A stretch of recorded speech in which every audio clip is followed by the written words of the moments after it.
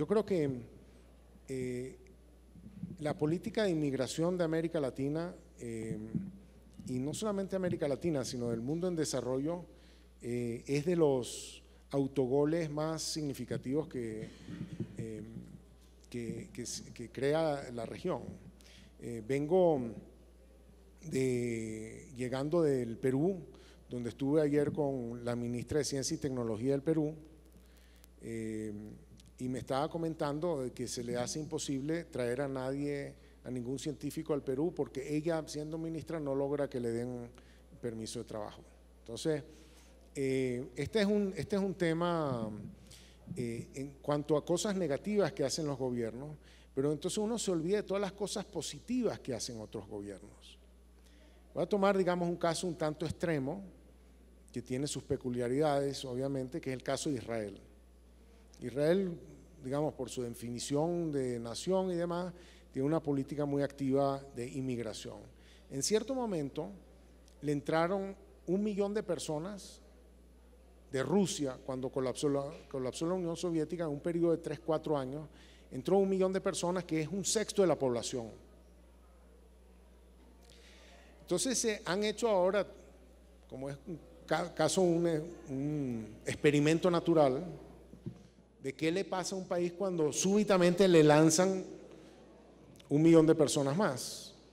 Entonces la teoría clásica diría, bueno, si aumenta la oferta laboral, cae el salario y sube el desempleo. Y entonces, ¿cómo vamos a permitir que entre gente a Colombia con el desempleo que ya tenemos en Colombia? ¿No? La misma lógica. Bueno, los estudios de Israel, porque esta cosa ocurrió hace 20 años, lo que ocurrió ahí fue una fortísima aceleración del crecimiento. Y hay estudios que muestran que muchas de las áreas nuevas en TICS vinieron de la incorporación de todos estos matemáticos rusos que se fueron ahí y terminaron haciendo startups y esto y lo otro, cuando en Rusia no hacían ningún startup ni nada de eso. Porque claro, para hacer un startup uno viene con una letra, hay que mezclarla con las otras letras para hacer una palabra. Una letra no hace una palabra. Entonces, esas aceleraciones del crecimiento se han visto ahí. Se ha estudiado, por ejemplo, el caso de los premios Nobel. Antes de la década del 30, todos los premios Nobel se los ganaban los europeos. Y ahora se lo ganan los americanos. Pero esa transición ocurrió en primer lugar porque los europeos se fueron a Estados Unidos y se ganaron el premio Nobel mientras estaban en Estados Unidos, y los siguientes premios Nobel fueron los alumnos de estos premios Nobel. ¿Okay? De modo que Estados Unidos no sería lo que es si no hubiese sido por esa inmigración masiva. Qué sé yo, hay gente que me cuenta, yo estuve el año pasado en el eje cafetero, me invitó Landy, y como le hicieron en Pereira, aproveché para ir a Salento y ¿cómo es que se llama ese lugar? El Valle de Cucu, una maravilla, etcétera. Bellísimo eso. Entonces yo pregunto, mira, ¿y la cultura del café? Y dice, bueno, es que aquí vinieron los paisas. O sea, en la difusión del café en Colombia, que algunos dicen, José Antonio Ocampo dice que fueron unos venezolanos que vinieron del Táchira y trajeron el café a Colombia. No sé de eso, pero el café se difundió porque se movió la gente que sabe sembrar café. Entonces, este es un tema muy central de la forma como se difunde el conocimiento. Hice un estudio en Sudáfrica. Y la pregunta es, ¿por qué Sudáfrica exporta vinos? Claro, hay una explicación geográfica de que, bueno, que el clima es bueno para el vino. Pero en el año 1685 se revocó el edicto de Nantes que toleraba a los protestantes en Francia. Y entonces salieron todos estos huguenotes franceses y unos se fueron a Inglaterra y otros se fueron a Sudáfrica. ¿Y qué hicieron en Sudáfrica? Bueno, las cosas que sabían hacer. Y se fueron y asentaron en donde era posible hacer vino porque sabían hacer vino. Entonces el conocimiento se mueve así. Conocimiento no se mueve. Entonces, claro, una vez que se movieron, pueden entrenar a los demás. La pregunta es, si nadie en este país hace relojes, ¿de dónde sale el primer relojero? Si uno se quiere diversificar hacia nuevas actividades, ¿de dónde salen los que sabían la actividad? Por eso le di el ejemplo de la empresa en Alemania. La empresa es nueva en la ciudad, pero los trabajadores no son nuevos en la industria. Los trabajadores vienen con experiencia en la industria. Entonces, las zonas pobres de este país no se van a transformar porque vamos a transformar a los pobres y ellos son los que van a transformar a la región. Es porque vamos a añadirle letras a esa región para que esa región se ponga a hacer más palabras y palabras más largas, y esas letras que tienen los pobres de la región se puedan mezclar con otras letras para hacer esa transformación. Entonces yo creo que este es un tema, me sorprende que esté ausente, pero creo que es un tema de primerísimo orden y es fácil. Es fácil. No estamos hablando de cosas complicadas. Esto es de lo más fácil que hay. Un poco que en muchos casos es que el gobierno deje de hacer daño, ¿no? Deje de hacer daño. Y si puede hacer algo más positivo, por ejemplo, en el caso de Australia o Canadá, tienen una política un poco más activa de atracción de talento. Tiene un sistema de puntos donde si uno tiene una maestría vale tantos puntos, ¿no? Pero, en fin, ese es un gran tema. Ese es un gran tema. La razón por la que el mundo se está urbanizando es porque la producción moderna requiere de equipos de trabajo con gente que sepa de distintas cosas. Entonces una empresa necesita irse a un sitio donde hay una diversidad de talentos. El contador, el abogado, el de mercadeo, el de publicidad, etcétera, etcétera, como decía antes. Entonces uno tiene que irse a un sitio donde, y ubicar la empresa en un sitio donde todos los trabajadores pueden ir a la empresa a mezclar sus diversos conocimientos. Eso es más fácil decirlo que hacerlo, porque Bogotá tiene ¿cuántos? 7 millones de habitantes. Entonces el commute promedio de un trabajador formal en Bogotá, ¿cuánto será? ¿Cuánto tiempo le toma ir al trabajo? Hora y media, 2 horas, si vive en Chía, ¿no? 3, ¿no? Bueno, entonces, y tiene que ir, ¿verdad? Y tiene que regresar. ¿Y por qué vive en Chía si la empresa está aquí en Bogotá? Bueno, porque en Chía no hay suficiente diversidad de la mano de obra como para que la empresa esté en Chía y demás.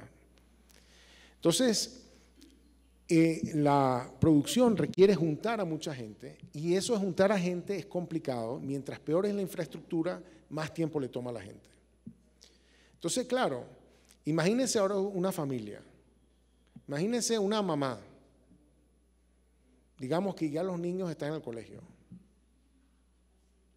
yendo a trabajar al sector formal. Bueno, el sector formal queda entre la carrera no sé cuánto y la carrera no sé cuánto. Entonces, ¿cuánto le va a tomar ir al trabajo? 1 hora y media de ida o 1 hora y media de regreso. Y 8 horas en el trabajo, 11 horas. ¿Quién se ocupa de los niños? Entonces, como el sector formal se ha vuelto geográficamente tan inaccesible, entonces, ¿qué terminan haciendo? Creando su propio negocio en la zona donde vive. Pero creando su propio negocio en su propia casa. Y en las casas que tú, Juan Carlos, me mostraste, pues la ventana que daba a la calle era el puesto de venta, ¿no? Y uno de los dormitorios era donde atendían la tienda. Y esas son actividades de mucho más baja productividad, pero sobreviven porque el ir a un trabajo formal requiere esas 3 horas de commute, más el costo de ese commute, que será como 2 horas de sueldo. Entonces uno trabaja 8 horas, está 11 horas fuera, pero gana en realidad como 6 netos después de… entonces es como una tasa de impuesto del 40 y pico %. Entonces nosotros no hemos podido formalizar a América Latina porque este problema no está resuelto. Por eso me parece cosas, por ejemplo, el Transmilenio debe haber tenido un impacto muy importante en el acceso de la gente al trabajo. Los teleféricos que pusieron en Medellín, esas son cosas que deberíamos investigar sobre cómo ha cambiado el uso del tiempo, el acceso al trabajo de la gente cuando le cambiamos la infraestructura. Entonces, ese es un tema que tiene que ver con estructura urbana. Pero a este tema de estructura urbana hay un tema adicional, que es que los países de América Latina han tenido una política habitacional que ha agravado este problema. Ha fuertemente agravado este problema y se ha pensado de muy mala manera. Porque se ha pensado que lo que hay que hacer es construir viviendas, porque hay un déficit de viviendas. Entonces hay que construir viviendas.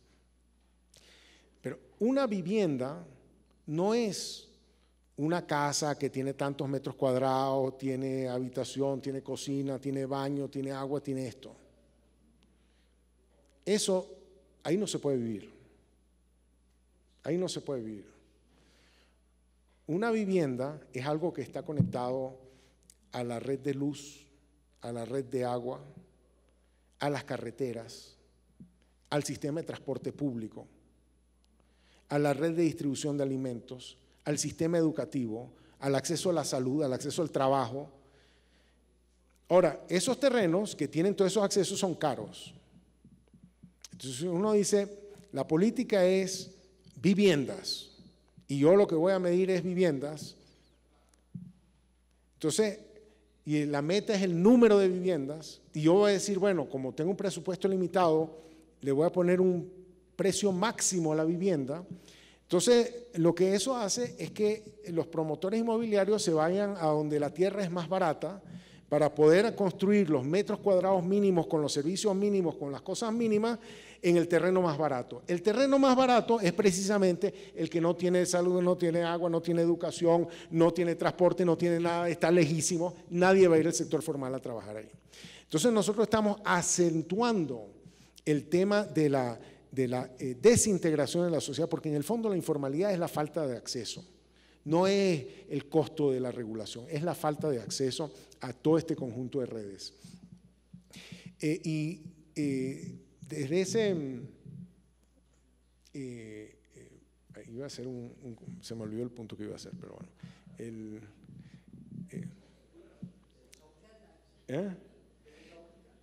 Desde esa óptica,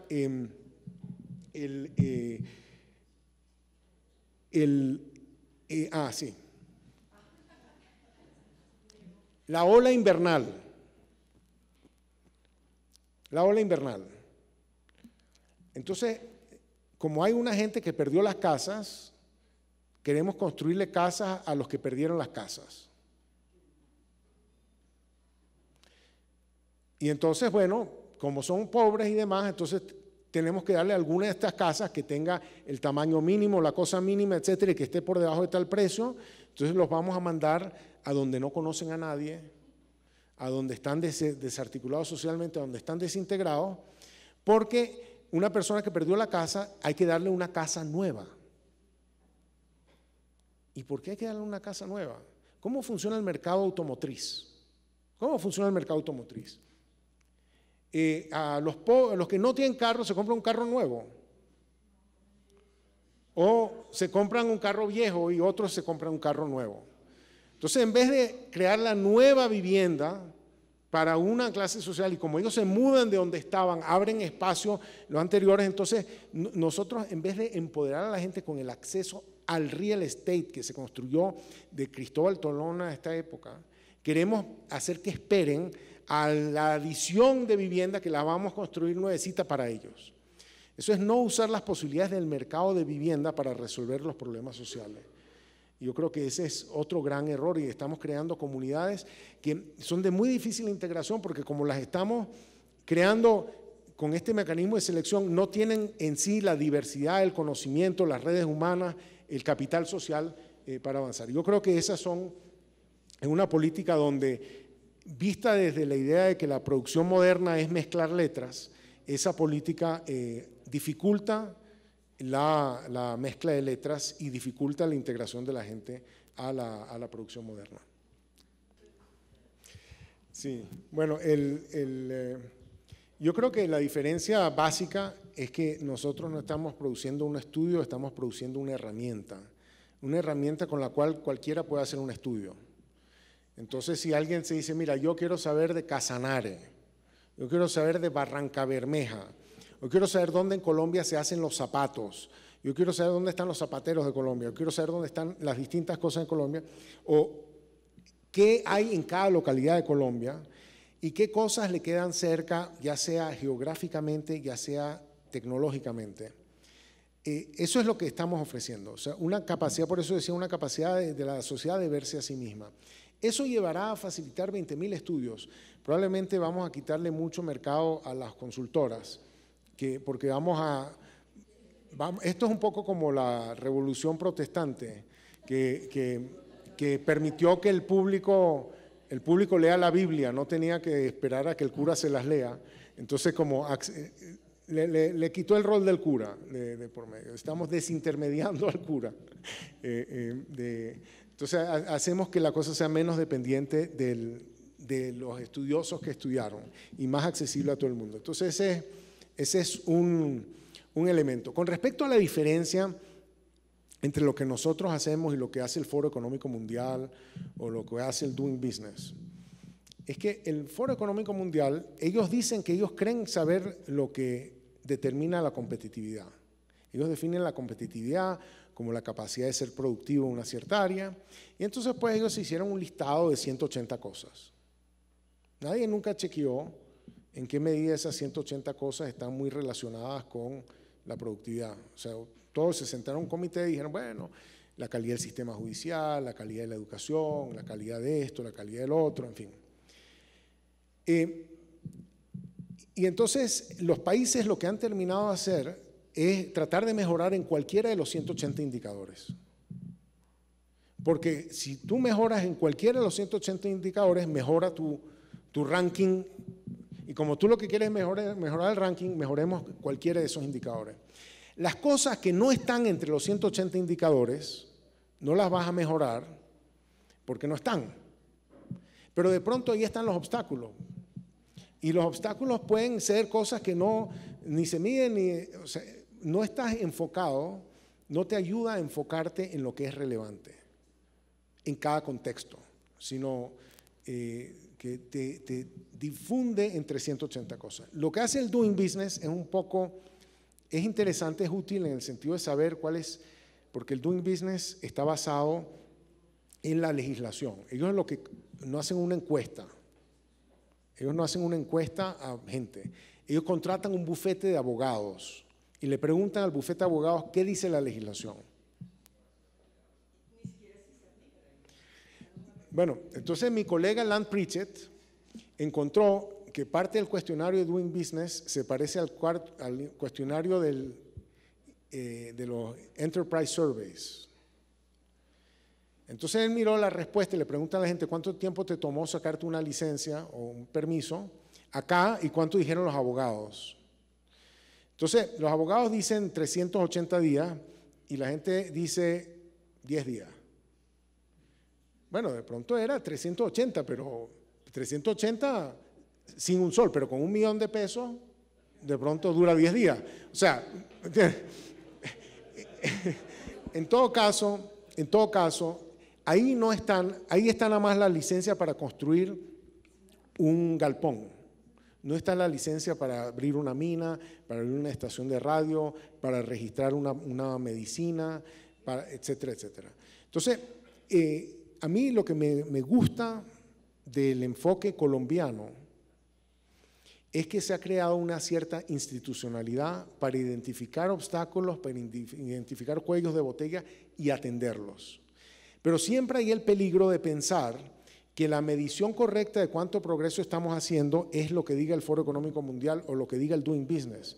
Porque en los estudios econométricos que hemos hecho hay muy poca relación entre el Foro Económico Mundial y el crecimiento futuro. O sea, esto es importante saberlo. La gente cree que yo para crecer tengo que mejorar en el Foro Económico Mundial. Los países que están mejor en el Foro Económico Mundial no crecen más rápido. ¿Okay? Eso no es un buen plan de ruta. Nosotros, nuestro enfoque es un poco distinto. Nuestro enfoque es decir, mira, yo no quiero usar tu teoría de qué es lo que importa para el crecimiento. Yo quiero mirar el crecimiento en la práctica y sacar los resultados empíricamente a partir de los datos de crecimiento mismo. Y lo que encontramos ahí es que los países crecen diversificándose, que tienden a diversificarse hacia actividades que le quedan cerca, que los países que tienen más actividades cerca crecen con más facilidad, que los países que tienen vecinos que saben más. Nosotros tenemos un paper que salió en enero de este año que dice que si usted comparte una frontera con un país que sabe hacer un producto que usted no sabe hacer, la probabilidad que usted aprenda a hacer ese producto sube 65%. ¿Okay? Y ese estudio no lo hemos hecho a nivel de departamento, pero yo estoy seguro que va a ser aún más fuerte. O sea que hay mucho contagio geográfico del conocimiento. Entonces, esas son algunas de las diferencias de enfoque.